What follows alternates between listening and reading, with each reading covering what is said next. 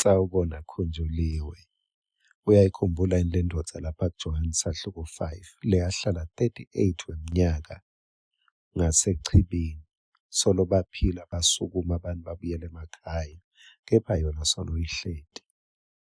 Kepha ekugcineni yasukuma nayo yahamba leni ngoba beyingakadeli kutewubukela labanye, beyingakadeli kutoshayela labanye tandla beyitilethe yona lapho emhlabeni, lapho kulesimo lokuso noma usenkonzweni awuketeli kutoshayela nabanye tandla ngebufakazi babo, nawe kunebufakazi bakho.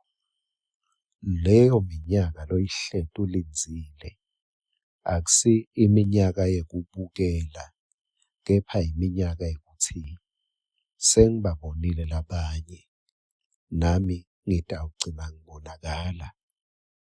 Nasi kwasakavuka udle, ngibuyela kuJohane sahluko 2. Ngicela uthathe isihlokwana lesithi, don't break the process. Ungancamuli le ndlela yemlayeto lokumikisa kulesephetho lesihle lesinemangaliso. Ithini le process?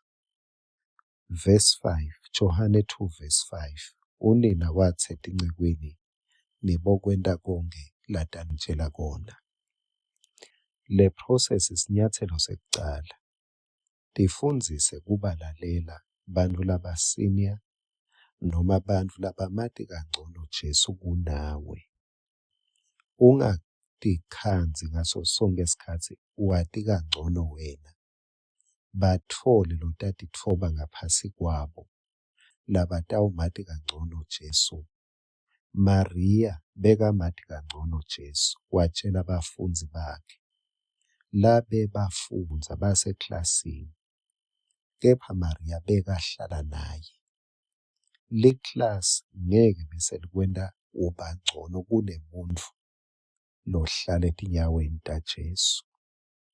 Bathathe instruction noma yini.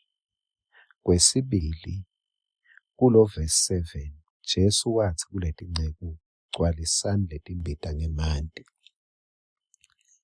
Bebangacabanga ukuthi hayi, kwangathi Jesu akeva kahle ukuthi kufuneka liwayini. Yena ucabanga ukuthi kufuna kuyawugezwa ngoba phela letimbita betiphatha emanti ekugeza. Kepha bayithathe i-instruction yesibili, bagcwalisa, bangabi nembuto. Noma bona bebati ngalokwehlukile, kepha bathi cha namuhla ake sesifunze kulalela. Kwesithathu, verse 8, wase uthi kubo, khanini niyovisa lona lophethe lo mshado. Nalapho abambuka emehlweni Jesu ukuthi simkhelela siyomnika emanti nje. Utawuthini lo muntu wekunene ngoba kuthiwe kufuneka liwayini? Nala kulokwesithathu azange bancamule the process ngemibuto ngekuconza kwabo. Ngicela-ke ucaphele sonke isikhathi mawuba nemibuto kuloko inkosi lefuna ukuthi ukwente, uncamula i-process yemangaliso. Ake sewufunze ukuthi noma yini lengitayitfola kumuntu lengadinga ukuthi unengcondo lesangulukile ngeliqiniso lelivi laNkulunkulu, ngitawukwenda.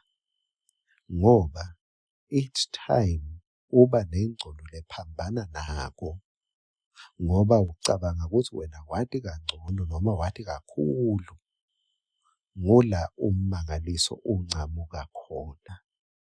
Tihlele lamuhla, utibeke endleleni letakufikisa emangalisweni mbamba ngeliqiniso laloko Jesu lakulungise kona lokusha lokutawuvela, lokutawunambitheka kangcono futhi ekugcineni kwempilo yakho. Amen.